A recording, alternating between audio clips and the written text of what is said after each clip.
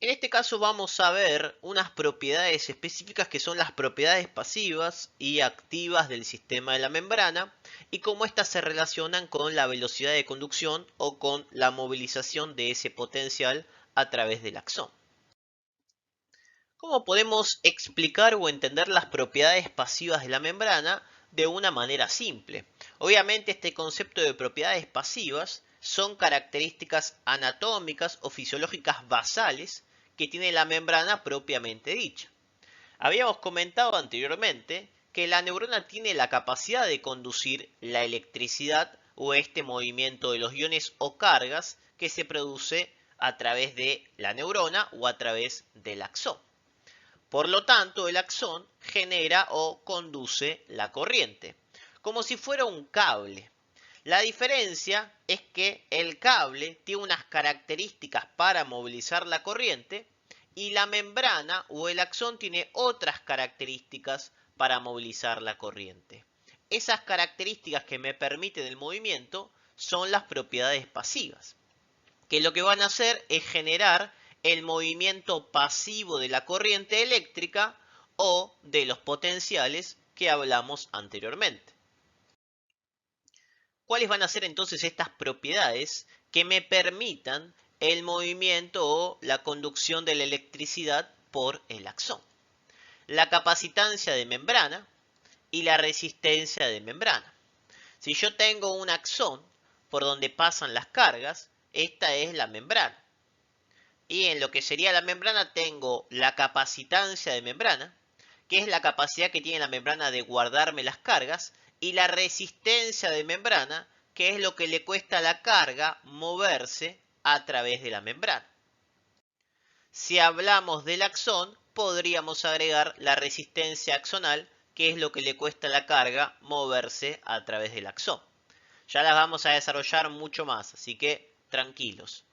Estas dos propiedades me van a generar dos constantes importantes que me permiten calcular o tener unos valores específicos. La constante de tiempo o tau y la constante de longitud o de espacio llamada lambda. ¿Qué quiere decir esto? Quiere decir que yo genero una señal, que sería un potencial electrotónico, pero acuérdense que el movimiento pasivo era de los electrotónicos, porque el potencial de acción tenía el movimiento regenerativo o saltatorio. Entonces, un potencial electrotónico se va a traspasar por el axón. Pero ¿qué iba pasando con ese potencial electrotónico? Por estas propiedades pasivas de la membrana se puede transmitir, pero va a ir decayendo punto a punto hasta desaparecer.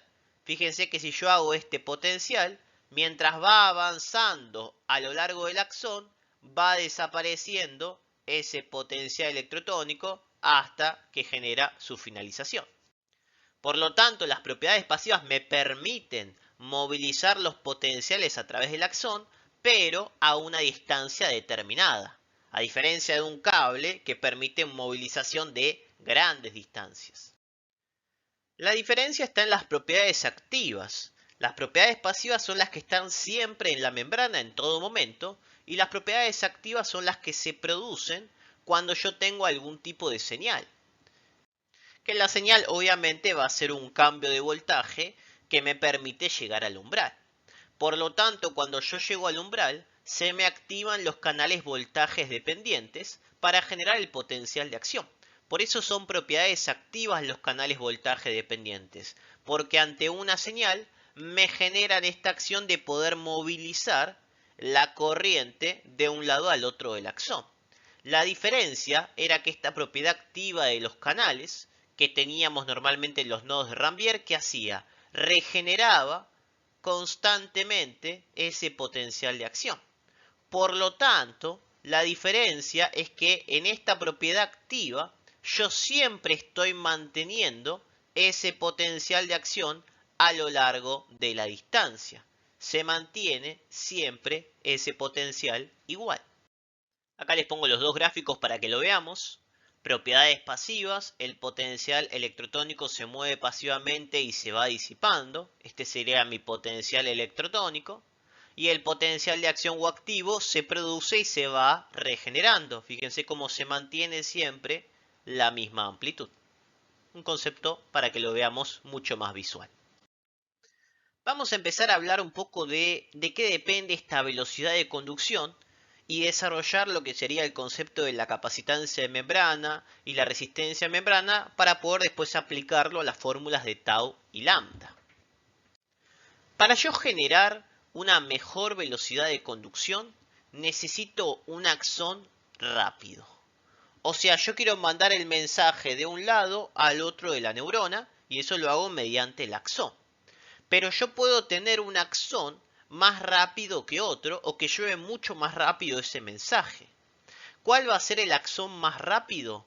El que tenga mielina y el que sea más grueso.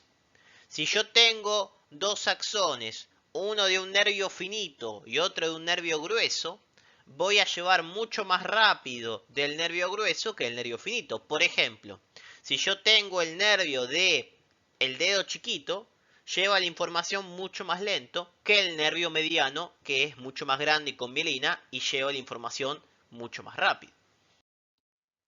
La velocidad de conducción va a depender de la resistencia axonal o axial y la capacitancia de membrana. Vamos a masticar qué sería la resistencia axonal y qué sería la capacitancia de membrana, un poco más visual o con ejemplos. Bien, mi objetivo en este caso es aumentar la velocidad de conducción. Yo quiero aumentar esta velocidad de conducción. ¿Cómo lo voy a hacer o cómo lo puedo hacer modificando estas variables?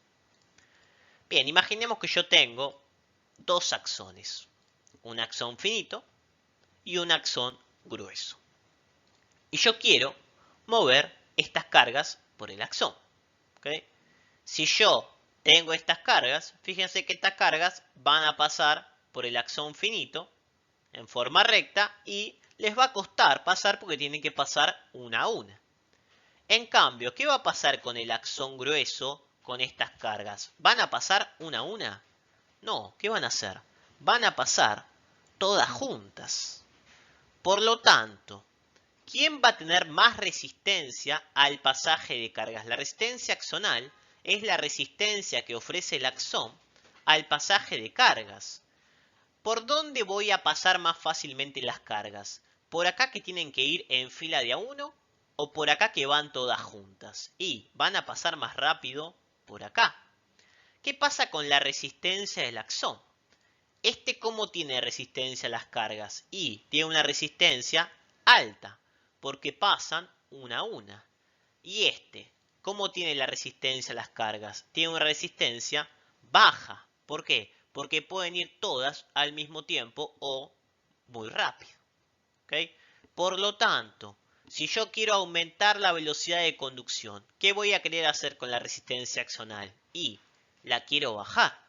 ¿Y cómo bajo esa resistencia axonal? La bajo aumentando el diámetro del axón. Cuando yo tengo un axón más grande, va a tener menos resistencia y más rápido va a poder conducir esa información. De ahí a que el nervio del dedo chiquito lleva la información mucho más lenta que el nervio mediano, que es grueso. ¿Por qué? Porque tiene mayor velocidad de conducción al generar menos resistencia. ¿Qué pasaría con la otra variable que es la capacitancia de membrana? Imaginemos que tengo mi axón y este axón tiene una membrana que lo envuelve, que es la membrana del axón, la membrana axonal. Hagamos un poquito de imaginación, obviamente. La capacitancia de membrana es la capacidad que tiene la membrana de almacenar o de guardarse cargas. Cuando yo estoy pasando cargas por el axón, va a haber cargas que ¿qué hacen? Que van a ir a la membrana y que se me guardan a nivel de la membrana, o sea que me las roba. Y a mí no me conviene que esas cargas me las robe la membrana, sino que yo las quiero tener todas en el axón. ¿Para qué? Para que se sumen en tiempo y en espacio, viajen mucho más y lleguen al nodo de Rambier para poder generar o regenerar el potencial de acción.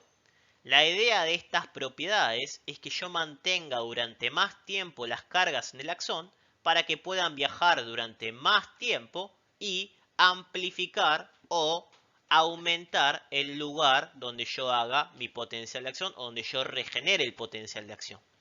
La conducta saltatoria va a ser mucho mayor cuanto más lejos y más tiempo viajen las cargas por el axón. Por lo tanto, ¿qué voy a querer hacer con la capacitancia de membrana para aumentar la velocidad de conducción? Si yo tengo que mandar mensajes de un lado a otro y hay algo que me roba cargas, necesito mandar más cargas para ese mensaje. Yo no quiero que me robe las cargas. ¿Qué voy a querer hacer con la capacitancia de membrana? La voy a querer disminuir. ¿Y cómo la voy a querer disminuir? Con la vaina de mielina. La mielina es como una cinta aisladora negra que lo que hace es envolverme al axón. Si yo te envuelvo al axón con mielina, te pongo un lípido. A esa membrana le meto un lípido que sería la mielina. Si yo ahora te metí un lípido, ¿vas a poder almacenar cargas? No. Por lo tanto, las cargas no se almacenan. ¿Y dónde van a quedarse? Van a estar en el axón. Ahora voy a tener más cargas viajando por el axón. Voy a tener más chance de que se sumen en tiempo y en espacio y que generen el potencial de acción. Por lo tanto, al evitar que me robe cargas, estoy aumentando la velocidad de conducción gracias a la mielina. Pero ¿qué pasa? Acá me agrega otro elemento la mielina. La mielina también me genera una acción que tiene que ver con la resistencia de la membrana. Las cargas se me pueden disipar o ir del axón. Y a mí eso mucho no me conviene, porque si se me disipan las cargas, como hablamos antes de la constante de espacio, va a hacer que el potencial se me vaya disipando y que llegue a una distancia mucho menor. Yo no quiero que se me disipen las cargas. ¿Cómo puedo hacer que la carga se mantenga más tiempo adentro? La mielina, además de disminuirme la capacitancia de membrana, acaba de meter un lípido en la membrana. ¿Esta carga le va a ser fácil pasar por una bicapa que tiene un lípido ahora? No. Por lo tanto, ¿qué estoy haciendo? Estoy aumentando la resistencia de membrana. La mielina también lo que genera es un aumento de la resistencia de membrana y ahora la carga le es difícil irse o disiparse. Por lo tanto, se mantiene mucho más tiempo adentro y eso me aumenta la velocidad de conducción. Con esto cerramos el concepto de propiedades pasivas y cómo se aplica al sistema de velocidad de conducción. Muchas gracias.